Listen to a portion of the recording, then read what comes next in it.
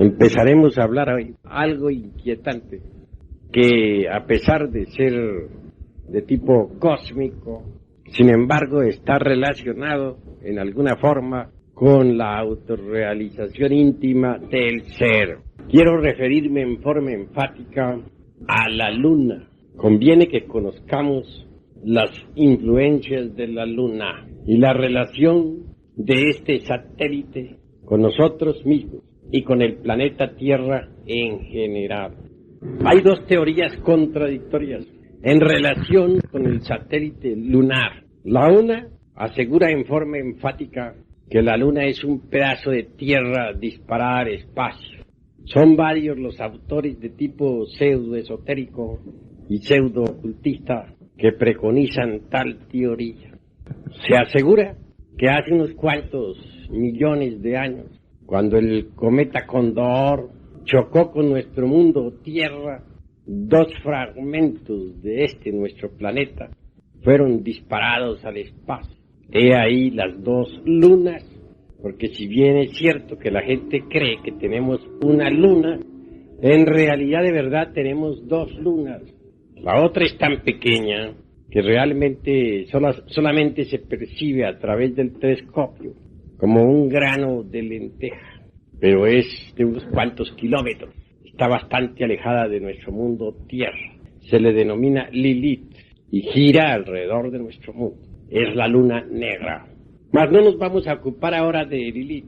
Es necesario que nos ocupemos de este satélite que nos ilumina en la noche, porque guarda íntima relación con la parte psicológica íntima de cada uno de nosotros. En nombre de la verdad hemos de decir que nuestro satélite es más antiguo que nuestro mismo mundo Tierra, y así quedó demostrado ahora con las pruebas del carbono 14.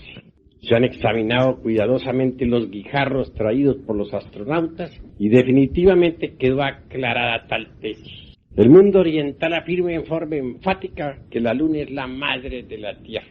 Hay dos posiciones ante este satélite y nosotros tenemos que desentrañar pues su misterio. ¿Es un pedazo de tierra disparado al espacio? Así lo aseguran muchos pseudoesoteristas y hasta esoteristas famosos. ¿Es más antigua que la Tierra? Así lo afirma el mundo oriental. ¿Cuál de las dos tesis será exacta? Los hechos tendrán que hablar. Cierto autor cuyo nombre no menciono porque en verdad nosotros no debemos en modo alguno criticar a nadie, se atrevió a decir que es un planeta nuevo que está naciendo, que está en proceso de formación y que vampiriza o succiona a la Tierra, que vive de la Tierra. Pero los orientales dicen que la Tierra es quien lo vampiriza a él. ¿Quién tendría razón? Remitámonos a los hechos. Los astronautas han estado en la Luna, ustedes lo saben, nadie lo niega. Se han tomado fotografías y no hay nada que esté demostrando que la Tierra está vampirizando a la Luna. Si la estuviera vampirizando habría vida en la Luna ya. Y resulta que parece una bola de billar. Volcanes apagados, mares sin agua, arenas y más arenas, guijarros y más guijarros, enormes rocas y nada de vida vegetal ni animal. Entonces, los hechos están demostrando que no está vampirizando a la Tierra. En cambio, la Tierra sí está vampirizando a la Luna, y aunque ya no tiene que vampirizarle. Tiene rica vida mineral, vegetal, animal, humana, es decir, se absorbió la vida de la Luna. Son los hechos, me remito a los hechos. Si la Luna estuviera vampirizando la Tierra, tendría vida, pero está bien muerta. Dicen los orientales que es la madre de la Tierra. Estoy de acuerdo con ese concepto. ¿Cómo podríamos saber algo en realidad sobre la Luna? Algo que no fuera la mera repetición de lo que dicen los orientales y de lo que dicen los occidentales. Solamente por la visión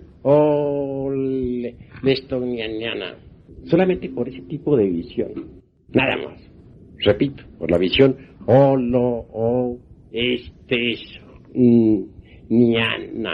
nogniana, repito. Agrábenla bien, apúntenla. La visión dos veces. Noniana. Correcto. Ese tipo de visión es el único que puede permitirnos investigar algo sobre la luna. ¿Qué clase de visión es esa? ¿Qué clase de visión es esa que se llama holoesternoniana? Es un tipo de visión que no pertenece al psiquismo inferior. Es el tipo de visión de aquel que conoce la luz de la luz, de aquel que conoce la llama de la llama, la inteligencia de la inteligencia, la verdad de la verdad, lo oculto de lo oculto. ¿Podría acaso poseer ese tipo de visión el que todavía no ha desintegrado los agregados psíquicos que en su interior lleva? Obviamente que no. Solo con tal grado de visión sería imposible saber algo cierto sobre la luna. En nombre de la verdad he de decirles que a mí como iniciado o bodhisattva me tocó trabajar en pasados Mahambantaras y conocí en realidad de verdad la antigua tierra luna. Entonces era aquel satélite un mundo como nuestro mundo. Tenía rica vida mineral, vegetal, animal y humana, mares tempestuosos y volcanes en erupción, etc. Todos los satélites de nuestro sistema solar formaron parte del pasado sistema solar que en esoterismo se le denomina la cadena lunar. Cualquier sistema solar nace, crece, envejece y muere. Así fue la cadena lunar, incluyendo a la luna esta que nos ilumina en la noche, que era un mundo de los varios mundos de la cadena lunar. Al tiempo de actividad se le denomina en esoterismo Mahamvantara. Al tiempo, a la noche cósmica se le denomina Pralaya. Sí, pues la luna tuvo vida y es la madre de la Tierra. Esto hay que comprenderlo. Cuando llegó la noche cósmica, la vida lunar se volcó en las dimensiones superiores de la naturaleza y del cosmos, y la corteza geológica quedó abandonada. Esto es, los mares poco a poco se fueron agotando, evaporando, y los volcanes agotaron sus fuegos después de la séptima gran raza. La luna tuvo 7 grandes razas, pero al finalizar la séptima gran raza, la vida lunar toda se volcó en la 4ª dimensión, mucho más tarde en la 5ª, posteriormente en la 6ª y por último en la 7ª dimensión. La corteza física propiamente quedó abandonada, convertida en un cadáver. Y ese pasado sistema solar todo, cuyos únicos exponentes hoy en día son los satélites lunares de nuestro sistema actual, murió físicamente, pero continúa existiendo desde el punto de vista de eso que se llama sustancia. Es decir, en última síntesis quedó convertido en algo que podríamos decir promateria, en algo que se llama Iliaster. Esto es algo que nos deja pensar. Iliaster, ¿qué es Iliaster? Diríamos el protilo para nuestra materia física. Sin embargo, este término muy moderno tampoco nos satisface. Es sustancia, es el mula prakriti de los orientales, etc. Parece increíble, pero nuestro sistema solar en última síntesis podría reducirse a una semilla, a su Iliaster, y eso es todo. Tomemos un árbol se ha desenvuelto de un germen. En el germen está en potencia el tronco, las ramas, las hojas, las flores y los frutos. El Iliaster es la semilla de cualquier sistema solar. Sí, pues la cadena lunar quedó reducida a su Iliaster. En el Iliaster quedó en potencia la materia, quedó latente. Tengo que decir en nombre de la verdad que mediante ese tipo de visión citado, de naturaleza profundamente endotérica, se ha podido pues investigar a los mundos en su Iliaster. Están más allá del tiempo, también más allá de la eternidad. Están depositados en el espacio profundo. Holoesternoniana. He ahí el tipo de visión que nos ha permitido investigar en el Mula Prakriti. Mundos depositados entre el seno profundo de la inmanifestación, aguardando una nueva manifestación. Cuán interesante es eso. Cuando se inició la aurora de la nueva creación, del nuevo Mahamvantara, es decir, del nuevo gran día en que estamos actualmente, el logos causal o logos causa entró en actividad. Él fue el que inició el torbellino eléctrico, el huracán eléctrico. Y fue entonces la electricidad la que diferenció el Iliaster primitivo Y una vez diferenciado, entró en acción la dualidad. Sin embargo, el Iliáster en sí mismo no es dual, es monista. Incluye a Purusha y Prakriti, es decir, al espíritu y a la sustancia. Por lo tanto, es monista. Pero la electricidad del logos causal en la aurora de la creación diferenció a ese Iliáster. Y entonces surgió Ideos, es decir, el caos, el Mysterium Magnum, el Magnus Limbus. Pues hay dos limbus existenciales. El Magnus Limbus del macrocosmos y el Limbus del microcosmos. Así como del Magnus Limbus surge el universo nuevamente, despierta a una nueva actividad. Así también de nuestro Limbus microcósmico pueden surgir, si así se quiere, los cuerpos existenciales superiores del ser. Cuando surgió el Limbus Magnus, como resultado de la diferenciación iniciada por el Logos Causa, de inmediato entró en actividad el Logos Solar, el fuego. Tenía que ser así. Los Elohim, desdoblándose, se convirtieron en padre y madre, en suprema unión creadora. De él y ella, de Osiris Isis, surgió el tercero, el Kabir, el fuego, que hizo fecundo a aquel Magnus Limbus, donde estaba la semilla de este universo. Allí estaban contenida en potencia la materia. Ese es el auténtico protilo original, esa es la promateria. Allí estaba en potencia, aguardando. Y el fuego fecundó al Limbus Magnus. Entonces la vida lunar entró nuevamente en actividad. Ese protilo surgió a la existencia. Los mismos elementos, base fundamental de la existencia de las criaturas, fuego, aire, agua y tierra, indubitablemente tienen su protilo original, su Iliáster. Quien llegue a manejar el Iliáster de los elementos, obviamente se convierte en rey de los elementos de la naturaleza y del cosmos. Así surgieron los elementos.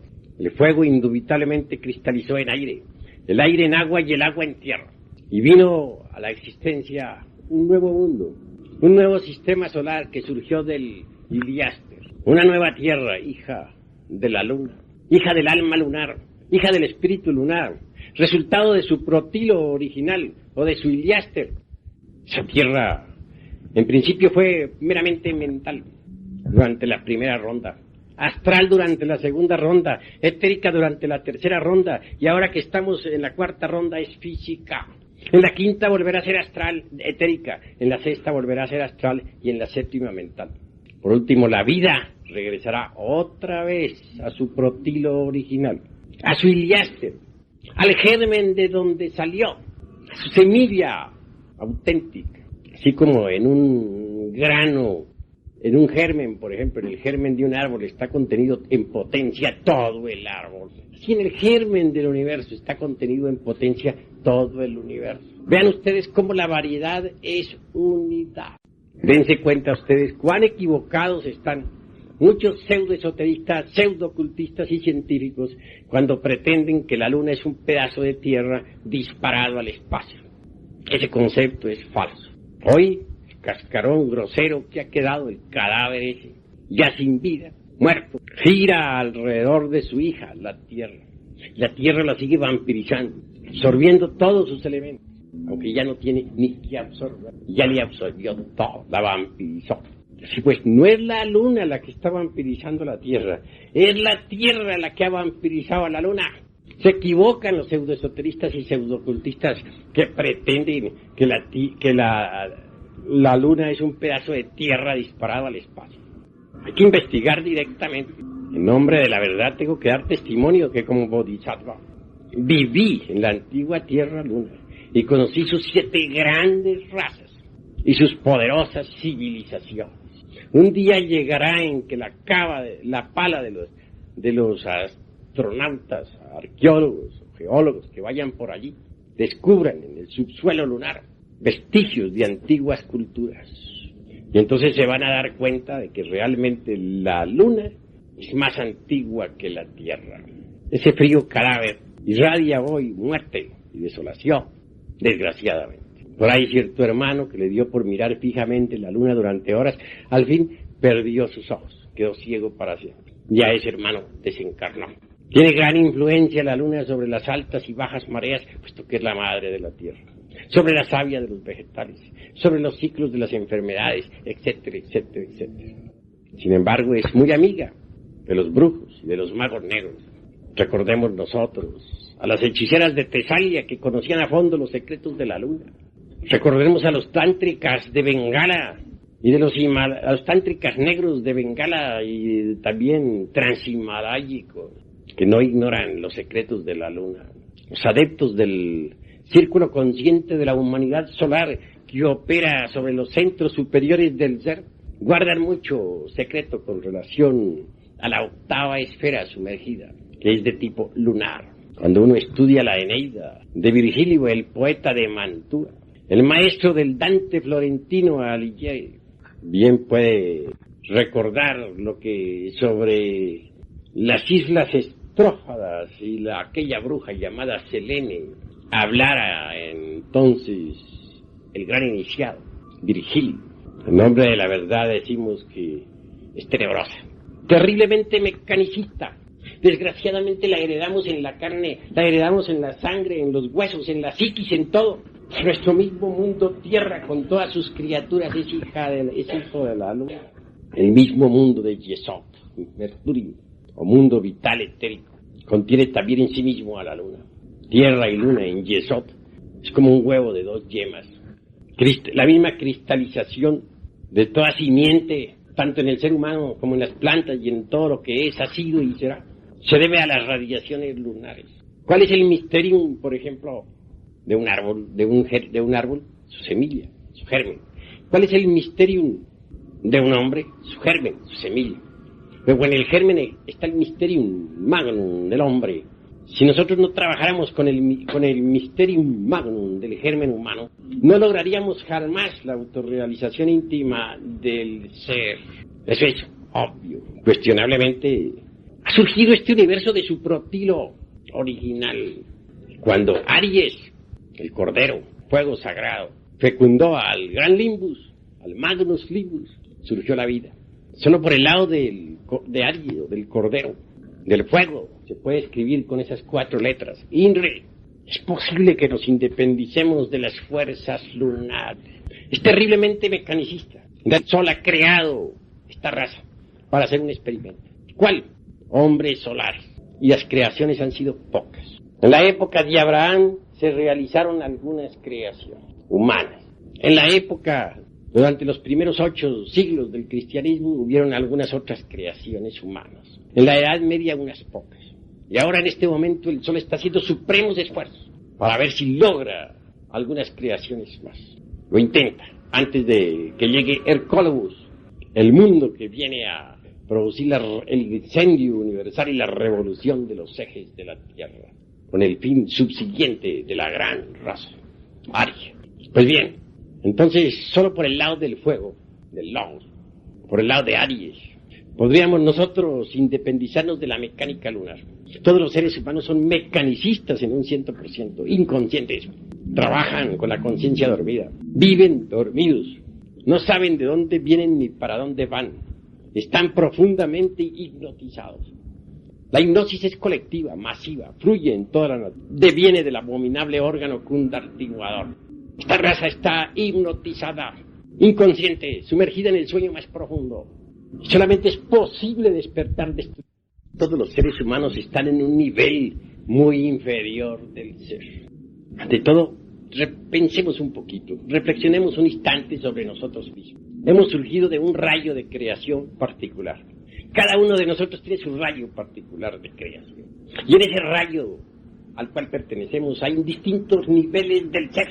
Algunos están en niveles demasiado inferiores, otros en niveles un poco más altos. Porque uno es el nivel del borracho y otro es el nivel del esoterista o ocultista. Uno es el nivel del intelectual y otro es el nivel del sujeto emocional. Uno es el nivel de la mujer digna y otro modesta, y otro es el modelo de la mujer no digna, inmodesta.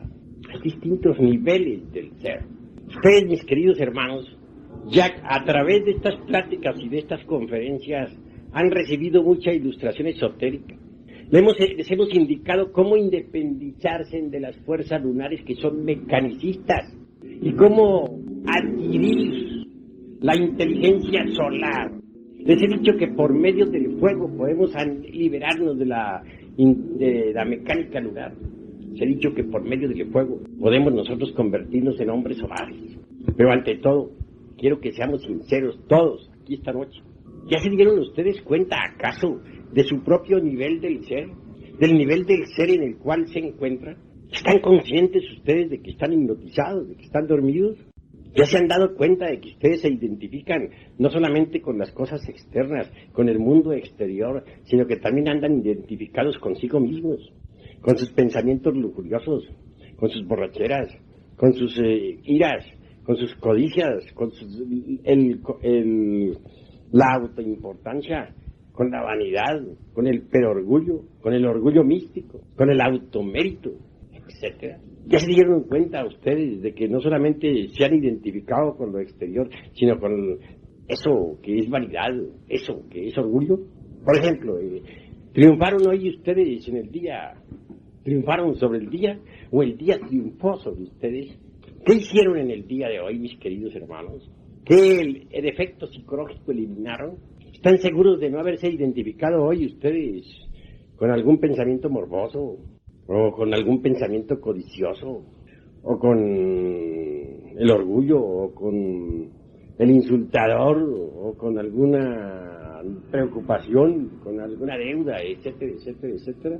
¿Están ustedes seguros de eso? ¿Triunfaron sobre el día? ¿O el día triunfó sobre ustedes? ¿Qué hicieron en el día de hoy? ¿Ya se dieron cuenta del nivel de ser en que se encuentran? ¿Pasaron a un nivel del ser superior?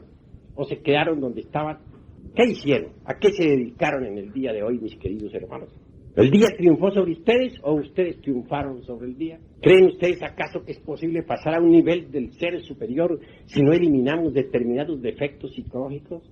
¿O es que están ustedes acaso contentos con ese nivel del ser en el que actualmente se encuentran? No olviden, vuelvo a repetir, que ese rayo al cual pertenecemos nosotros, hay distintos niveles del ser. Si nos vamos a crear toda la vida en un nivel del ser, entonces, ¿qué es lo que estamos haciendo? En cada nivel existen determinadas amarguras, determinados sufrimientos. Eso es obvio. Todos se quejan de que sufren, todos se quejan de problemas, todos se quejan del estado en que se encuentran, de sus luchas. Pero yo me pregunto una cosa, ¿se preocupan los hermanos acaso por pasar a un nivel del ser superior? Obviamente, mientras estemos en el nivel del ser en que estamos, tendrán que repetirse en todas las circunstancias adversas que ya conocemos, todas las amarguras en que nos encontramos. Tendrán que surgir una y otra vez los mismos problemas. Muchos se quejan, dicen, pero bueno, ¿cómo hago yo para salir del estado en que me encuentro? ¿Cómo haré yo para pasar a un nivel superior, a un lugar del ser? Les explico que tienen que eliminar determinados defectos, mas no quieren entender. Debajo de nosotros, de cada uno de nosotros, hay diversos niveles del ser. Encima de nosotros hay distintos escalones. En el nivel en que nos encontramos hay problemas. Las luchas ya las conocemos. Las dificultades son las mismas. Nada cambia mientras estemos en este nivel en que nos encontramos. Una y otra vez surgirán idénticas dificultades. ¿Quieren ustedes cambiar? ¿No quieren tener más los problemas que tanto les afligen? Los económicos, los políticos, los sociales, los espirituales, los familiares, los de negocios, los de lujurias, los de odios, los de envidia, los etcétera, etcétera, etcétera. ¿Quieren ustedes salvarse de tantas dificultades? No tienen más que pasar a un nivel del ser superior. Cada vez que nosotros damos un paso hacia un nivel del ser superior, nos independizamos un poco más de las fuerzas de la luna, que las llevamos, como ya les dije, en la carne, en la sangre y en los huesos, y en el espíritu y del alma y en todo, porque somos hijos de la luna, por desgracia. Algunas veces hemos hablado nosotros sobre el rasgo psicológico característico particular de cada persona. Ciertamente, cada persona tiene un rasgo característico psicológico. Eso es cierto. Unos tendrán como rasgo característico la lujuria, otros la codicia, otros el odio. Pero el rasgo característico es una suma de varios rasgos típicos particulares. Quiere decirles a ustedes, mis queridos hermanos, que para cada rasgo característico particular existe siempre un evento definido, una circunstancia definida. Que un hombre lujurioso, obsérvese luego su vida.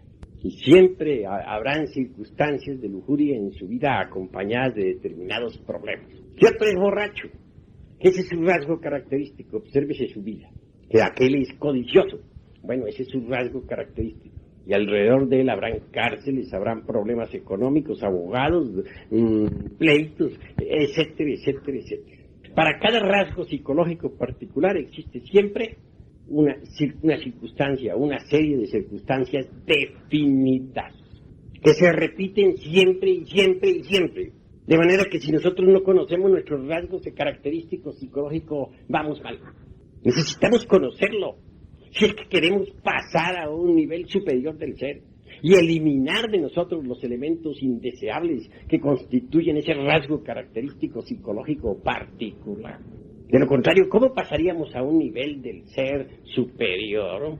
Ustedes quieren dejar de sufrir, pero no hacen por cambiar, no luchan por pasar a un nivel superior del ser. Entonces, ¿cómo podrían cambiar? Ahora, hay un hecho concreto en la vida. Y es que la discontinuidad de la naturaleza es obvio. Todos los fenómenos son discontinuos. Así pues, los distintos niveles del ser son discontinuos. Esto significa que mediante la evolución no llegaríamos jamás nosotros a la perfección. El dogma de la evolución no sirve para nada, como no sea para estancarnos. Yo conozco a muchos pseudoesoteristas y pseudoocultistas, gente sinceras, de buen corazón, embotelladas en el dogma de la evolución, que aguardan que el tiempo los perfeccione. Y pasan miles y millones de años y nunca se perfeccionan. ¿Por qué? Porque no hacen por cambiar el nivel del ser. Permanecen siempre en el mismo escalón. Entonces se necesita pasar más allá del dogma de la evolución y meternos por el camino revolucionario, por el camino de la revolución de la conciencia. La evolución y su hermana gemela, la involución, son dos leyes que se procesan simultáneamente en todo lo creado. Constituyen el eje mecánico de la naturaleza, pero jamás nos llevan a la liberación. Forman la rueda del samsara. Hay evolución en el grano que germina, en la planta que crece, da ramas y frutas. Y hay involución en el árbol que se va marchitando poco a poco, degenerando, entra en decrepitud y al fin muere. Hay evolución en la criatura que se forma entre el vientre materno, en el joven que se lanza a la lucha con la vida. Hay involución en el anciano que entra en el estado de decrepitud y al fin muere. Las leyes de la evolución y de la evolución son puramente materiales, físicas. Nada tienen que ver con la autorrealización íntima del ser. No las negamos, existen, pero no sirven para la autorrealización. Nosotros necesitamos ser revolucionarios de verdad, meternos por el camino de la revolución de la conciencia. ¿Cómo podríamos pasar a un nivel del ser superior si no fuéramos revolucionarios? Observemos los distintos peldaños de una escalera. Son discontinuos. Así también son los distintos niveles del ser. Discontinuos. A cada nivel del ser le pertenece determinado número de actividades. Cuando uno pasa a un nivel del ser superior, tiene que dar un salto y dejar todas las actividades que tenía en el nivel del ser inferior. Me viene todavía a la memoria aquellos tiempos de mi vida hace unos 30, 40, 50 años atrás. Fueron trascendidos. ¿Por qué? Porque pasé a niveles superiores del ser. Y lo que entonces constituía para mí la máxima importancia. Mis actividades de aquella época fueron suspendidas, cortadas, porque en escalones superiores hay otras actividades que son completamente diferentes. Si ustedes pasan a nivel del ser superior, tienen que dejar muchas cosas que actualmente son para ustedes importantes, que pertenecen al nivel en el cual se encuentran. Incluye pues esto un salto, y ese salto es revolucionario, rebelde. Jamás es de tipo evolutivo, siempre es revolucionario, rebelde. No es evolutivo, no es involutivo tampoco. Es revolucionario, rebelde. Así nosotros, subiendo por los distintos niveles del ser, llegaremos al nivel del ser más elevado, o a los niveles del ser más elevados en Dios. Dios mismo es inteligencia, es la inteligencia de la inteligencia. No es la luz espiritual, es la luz de la luz espiritual. Es la llama de la llama, la verdad de la verdad. Llegar a esa experiencia de lo real requiere pasar a niveles superiores del ser. Y esto solamente es posible a través de incesantes revoluciones, constantes revoluciones. Cuando uno estudia los evangelios del Cristo, viene a darse uno cuenta realmente de que el Señor de perfección quiere que nosotros nos liberemos Veamos las bienaventuranzas, por ejemplo. Son solares en un 100%, no lunares. Comienzan las bienaventuranzas enseñándonos la no identificación. Bienaventurados, dice el Señor de perfecciones, bienaventurados los pobres de espíritu, porque de ellos es el reino de los cielos. Pero bien, ¿quiénes son los pobres de espíritu? ¿No se les ha ocurrido a ustedes pensar?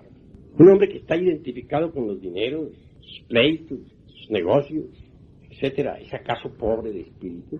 Un hombre que está identificado consigo mismo, que está lleno de imágenes de sí mismo, donde se siente grande, poderoso, sublime, inefable, etcétera, etcétera, ¿es acaso pobre de espíritu? Es obvio que no. El que está lleno de sí mismo no ha dejado un puestecito para Dios, entonces no es pobre de espíritu. ¿Cómo podría ser bienaventurado? Miremos el orgullo, por ejemplo.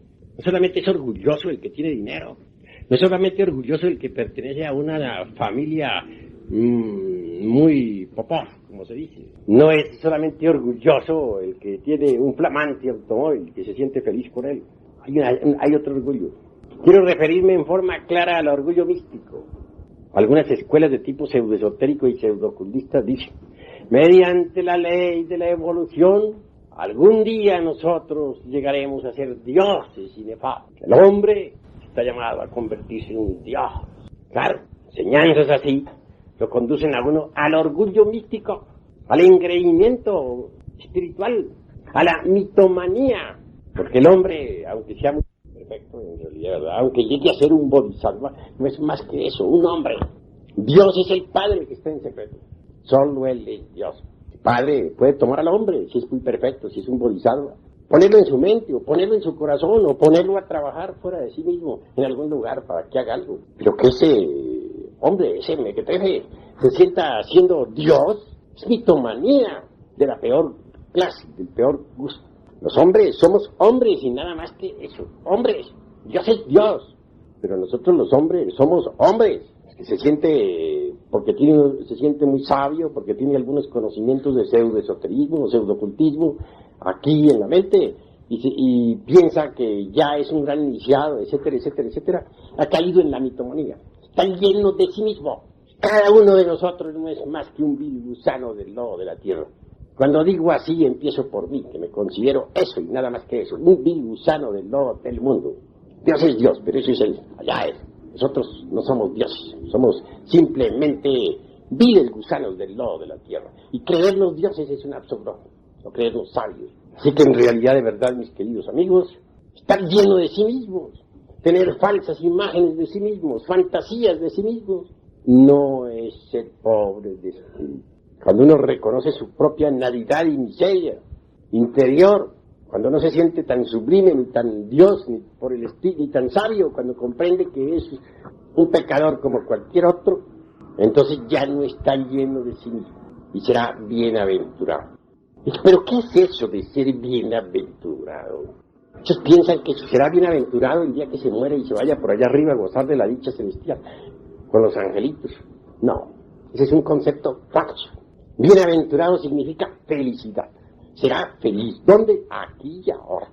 Entrará en el reino de los cielos. Correcto, que entre el reino de los cielos. Pero ¿dónde está el reino de los cielos? ¿En qué lugar del universo está?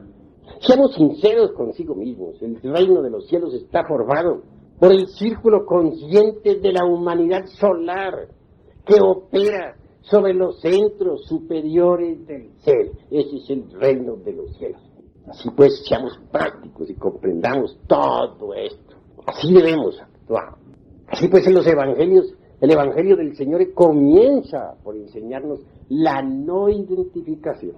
Uno se identifica consigo mismo, pensando que va a tener mucho dinero, un lindo automóvil último modelo, o que la novia lo quiere, o que va a conseguir una gran fortuna, o que es un gran señor, o que es un gran sabio. Hay muchas modas, muchas formas de identificarse consigo mismo. Uno tiene que empezar por no identificarse consigo mismo, y después no identificarse con las cosas de afuera. Cuando uno no se identifica, por ejemplo, con un insultador, lo perdona, lo ama, no puede herirlo. Y si alguien le hiere a uno el amor propio, pero uno no se identifica con el amor propio, pues es claro que no puede sentir dolor ninguno, puesto que no le duele. Si no se identifica uno con su vanidad, no le importa andar por la calle aunque sea con unos calzones remendados. ¿Por qué? Porque no está identificado con la vanidad. Si primero que todo no identificarnos consigo mismo y luego no identificarnos con las vanidades del mundo exterior. Cuando uno no se identifica consigo mismo, puede perdonar. Recordemos la oración del Señor. Perdónanos nuestras deudas, así como nosotros perdonamos a nuestros deudores. Yo digo algo más. No basta simplemente perdonar, hay que cancelar las deudas, y eso es todo. Alguien podría perdonar a un enemigo, pero no cancelaría las deudas jamás.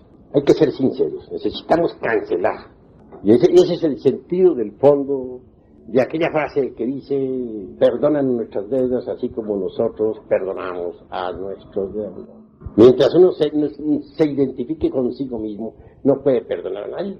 A uno le duele que lo insulten, a uno le duele que lo humillen, a uno le duele que lo menosprecien. ¿Por qué? Porque tiene el yo del orgullo, tiene el yo del amor propio adentro bien revivo. Y mientras uno tenga el yo del amor propio, le duele que otro le hiera su amor propio. Así, si no nos identificamos, entonces nos es fácil perdonar. Y aún más digo, cancelar las deudas, eso es mejor. Dice también el Evangelio del Señor, bienaventurados los mansos, porque ellos recibirán la tierra por heredad. Esta es otra cosa que nadie la ha entendido. Bienaventurados, dijéramos, los no resentidos. Porque si uno está resentido, ¿cómo puede ser manso? El resentido se la pasa haciendo cuentas. Pero que yo le hice tantos y tantos favores a este individuo, que yo le protegí, que le hice tantas obras de caridad, y vea cómo me ha pagado. Este amigo al que tanto le serví, y ahora no es capaz de servirme.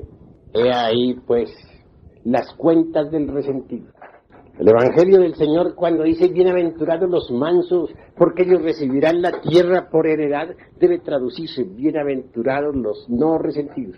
¿Cómo podría uno ser manso si está lleno de resentimientos? El que está lleno de resentimientos vive haciendo cuentas a todas horas, luego no es manso. Entonces, ¿cómo podría ser bienaventurado? ¿Qué se entiende por bienaventuranza? Se entiende la felicidad. ¿Están seguros ustedes de que son felices? ¿Quién es feliz? He conocido gentes que dicen, yo soy feliz, yo estoy contento con mi vida, soy dichoso. Pero a esos mismos los hemos oído decir, me molesta fulano de tal, aquel tipo me cae gordo, no sé por qué no se me hace esto que tanto he deseado. Entonces no son felices. Realmente lo que sucede es que son hipócritas. Eso es todo. Ser feliz es muy difícil. Se necesita antes que todo ser manso. La palabra bienaventuranza significa felicidad íntima, no dentro de 1000 años, ahora, aquí mismo, en el instante en que estamos viviendo.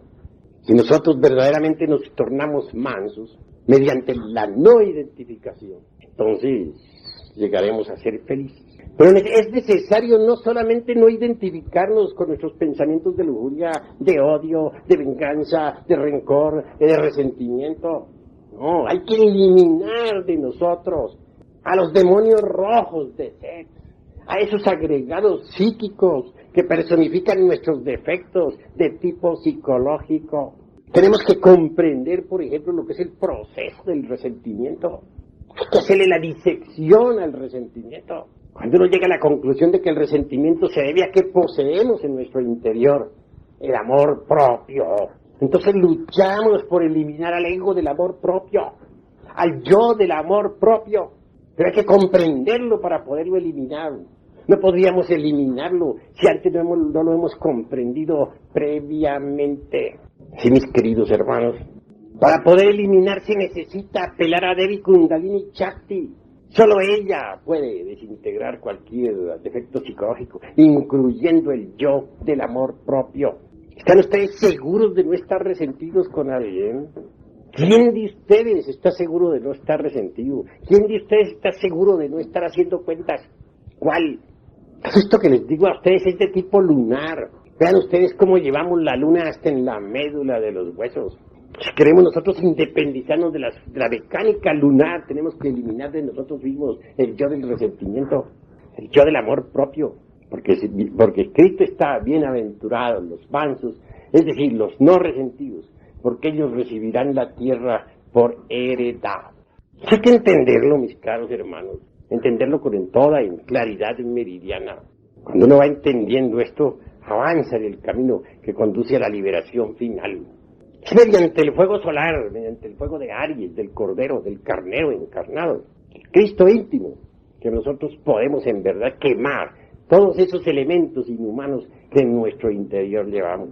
Y a medida que la conciencia se va desenfrascando o desembotellando, vamos despertando. Pero la conciencia no puede despertar en tanto continúe embotellada entre los agregados psíquicos que en su conjunto constituyen el mí mismo, el yo, el ego. Necesitamos pasar por la aniquilación budista, aquí y ahora. Necesitamos morir de instante en instante. Solo con la muerte adviene lo nuevo. Si el germen no muere, la planta no nace. Necesitamos aprender a vivir, liberarnos pues de esa herencia lunar que tenemos. Tal herencia la traemos en verdad, mis queridos hermanos, desde el mismo protilo del cual surgió el universo. La luna ha sido pues nuestra madre. Somos lunares, somos selenitas aunque vivamos en la Tierra. Ahora necesitamos volvernos solares, marchar hacia la vida solar, recibir la iniciación solar. Si procedemos así, lograremos en verdad la felicidad auténtica y la liberación. De lo contrario, no será posible. No será posible. Necesitamos convertirnos en verdaderos hombres solares, en el sentido más completo de la palabra. Y no sería esto posible si no eliminamos de nuestra naturaleza psicológica lo que tenemos de lunar.